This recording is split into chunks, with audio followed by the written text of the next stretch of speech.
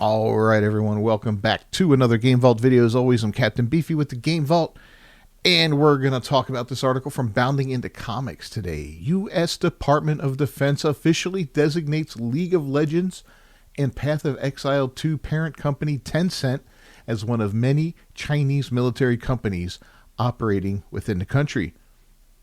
That's a bold statement. Let's cue up the music, and we'll get right to it.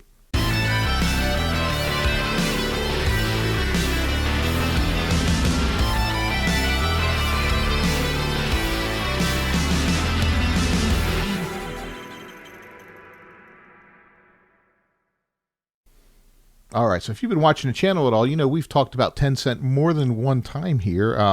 They have partnered up with PlayStation, Sony PlayStation, a few times or on some things. I think, right? They've worked with them quite a bit. I know they are a partial owner of, I believe it's From Software, and they're looking to become a much bigger holder of the stock of Ubisoft. They're looking to buy up a lot more of Ubisoft there, hopefully bailing them out of some of the trouble that they're in right now.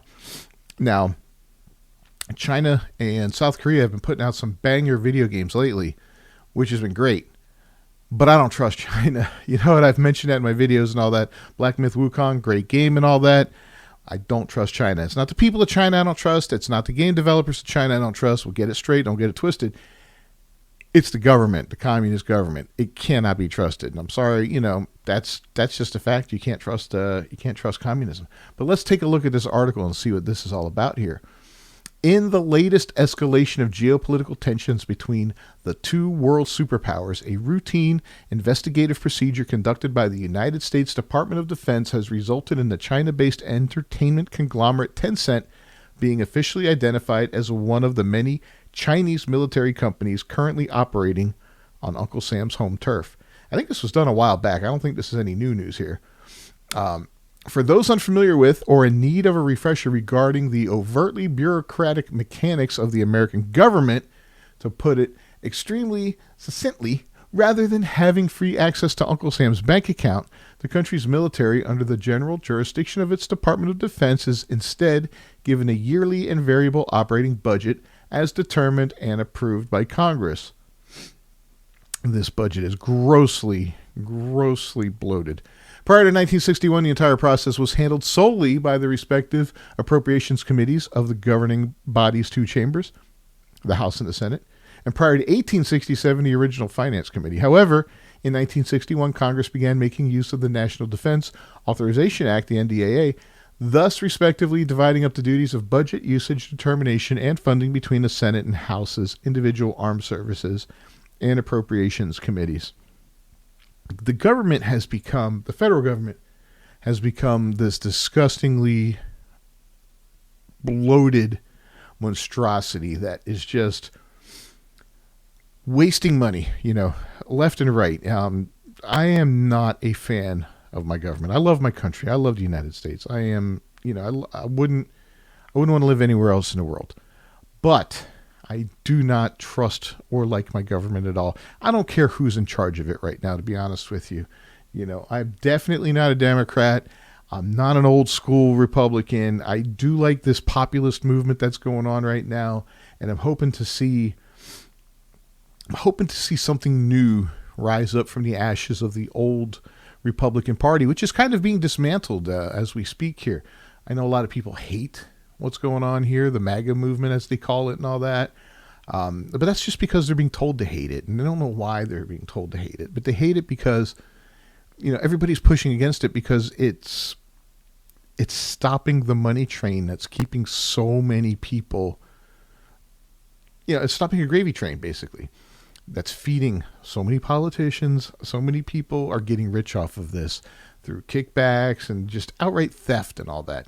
You think these billions and hundreds of billions of dollars we're sending over to Ukraine is being spent properly on that war over there? It's not. Tons of it's being kicked back to the politicians that are making it happen.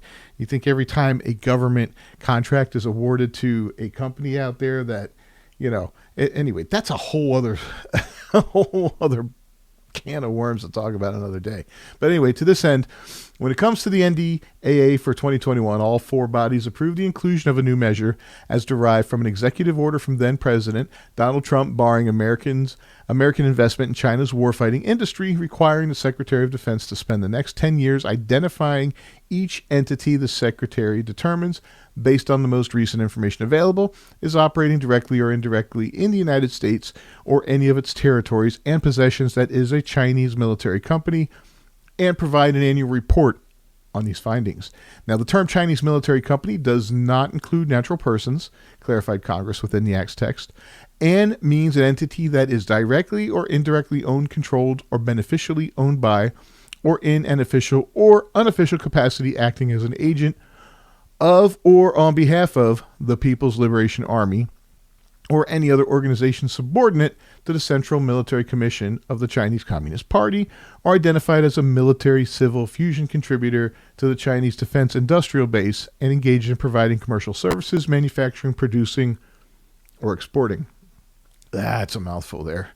So to kind of break that down a little bit, they're basically saying this is any company that benefits the military in any way, shape, or form. It could be that their money they make goes to help fund that military, and that their military industry over there, right? Whether it's owned, controlled, or beneficially owned by, all that kind of stuff there. And when you go to a country like China, China's very secretive about things. They're, communist countries are very secretive about things. They don't. There's no transparency there. Remember when COVID first broke out over there? We heard about Wuhan, and they were literally sealing people in their apartments and welding their doors shut and stuff like that. It was insane, right? Nobody knew what was going on. We never got a real body count out of there. And we never will. That's the thing. And nothing can be trusted. No information can be trusted coming out of there. So, Tencent. Does money that they make, are they partially owned by the government? Is it a government funded company at all? Is it, how do we know, right? How do we know one way or the other?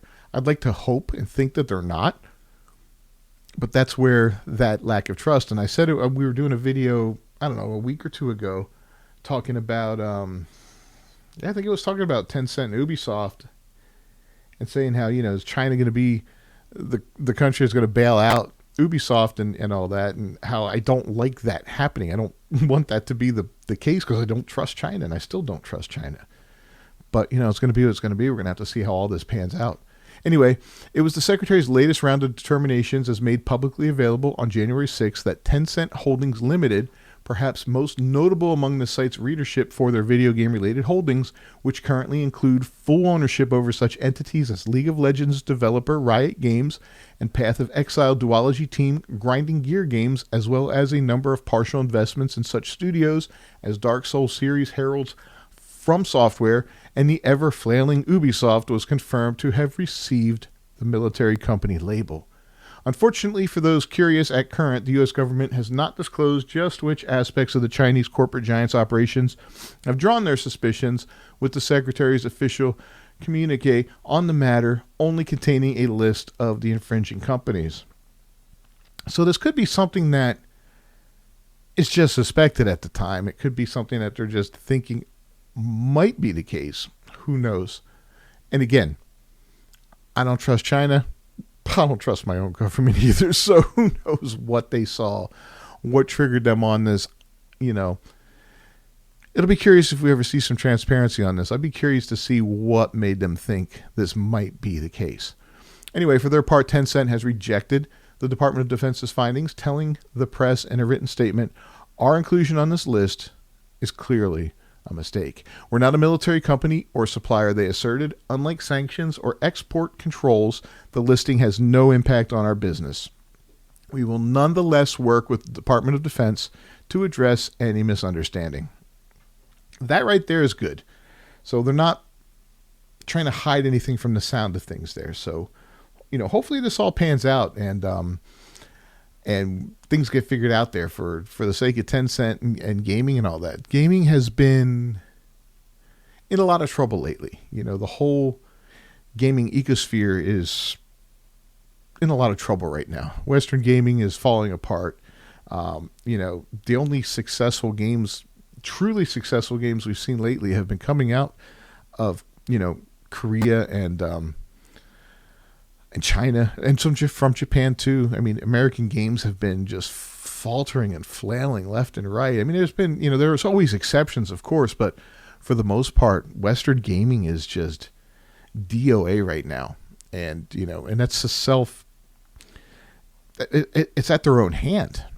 They've destroyed themselves by just the garbage that they've been putting out for the last 10 years, and it doesn't look like it's going to get any better. So I'm hoping that things get better here, and that maybe Western developers can learn from some of these Eastern developers and see what they're doing and all that, and that these Eastern developers can thrive. Now, South Korea, of course, is not an issue. They're not a communist country. We are, fully on board with them as allies and all that. That's great. Let's keep doing what they're doing. Games like Stellar Blade coming out of there, fantastic.